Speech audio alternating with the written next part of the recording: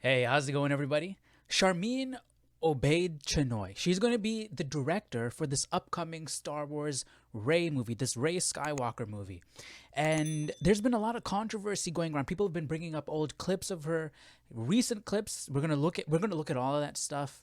And because we're Star Wars fans, we're curious. What is the future of Star Wars? It doesn't look too bright, to be honest. But let's see what she's got to say. By the age of 37. She's also the first woman and the first person of color to direct a Star Wars film. It's set to be released in 2026. You can say that the force is strong with this one. Here's Sharmeen Obaid-Chinoy.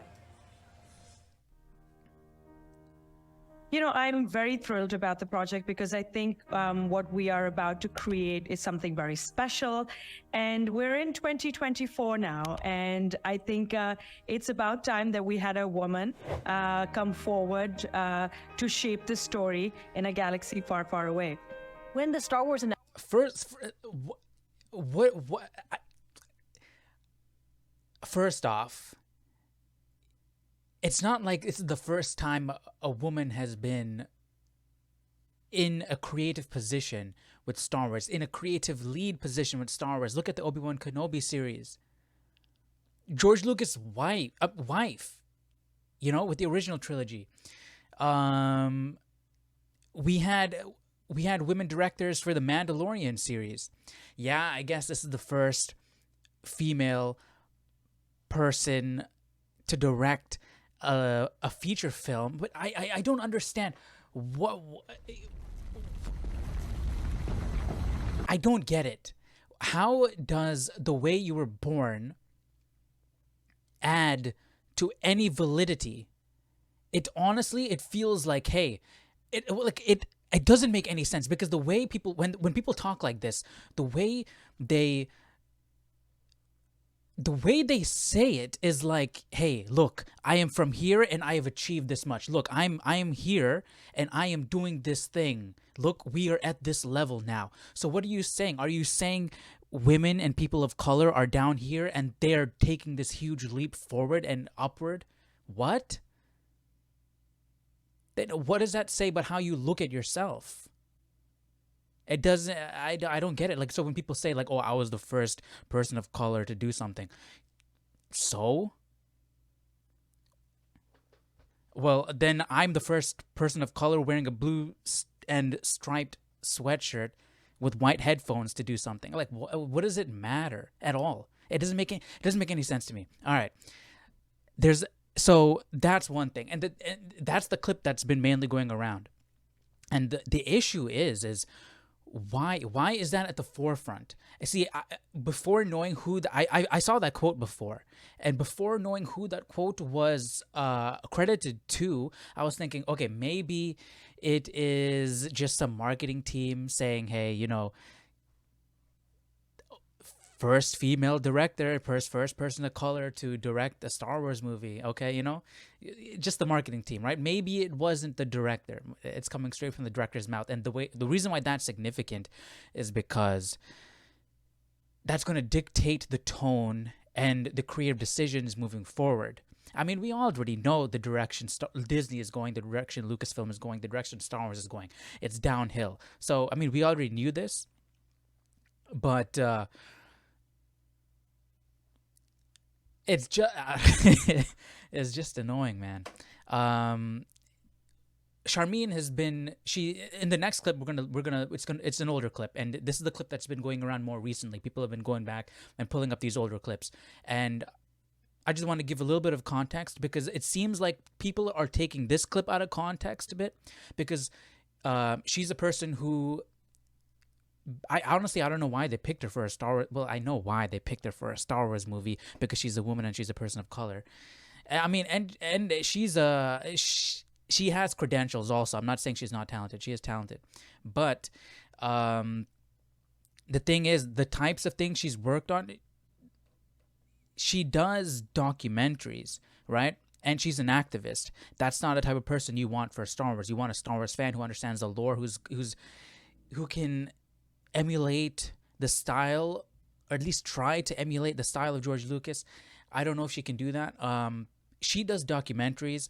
She's an activist, And this clip, okay, let me put, where is this clip? Let's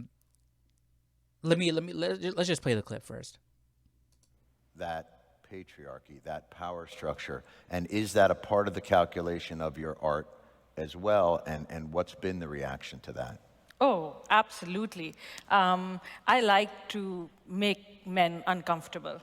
I enjoy making men uncomfortable. Not you, just Not you know, you. not you. Point taken. All right, let me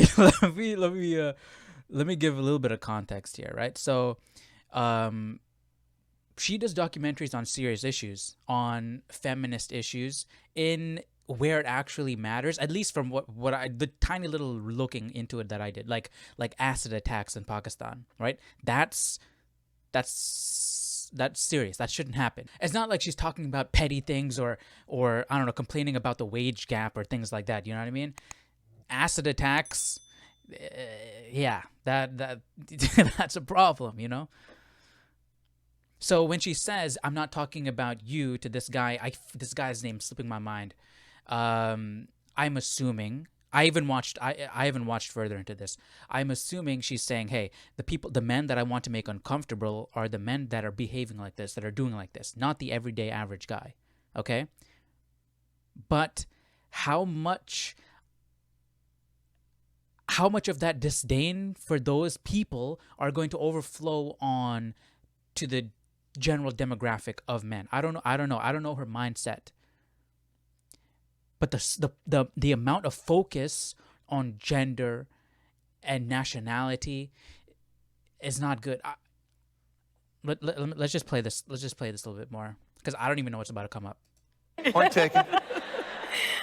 But, you know, it is important to be able to look into the eyes of a man and say, I am here, and recognize that. And recognize that I am working to bring something that makes you uncomfortable, and it should make you uncomfortable, because you need to change your attitude. And it's only when you're uncomfortable, when you're shifty, when you have to have difficult conversations, that you will perhaps look at yourself in the mirror and not like the reflection, and then say, maybe there is something wrong with the way I think, or maybe there is something wrong with the way I am addressing this issue.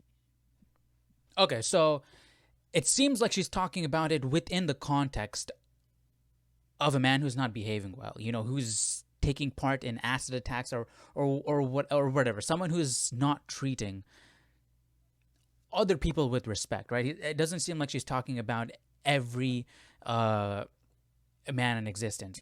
But then again, like I said, how much of that mentality is going to permeate through and affect how she views men in general, not just the ones that are behaving badly, you know what I mean?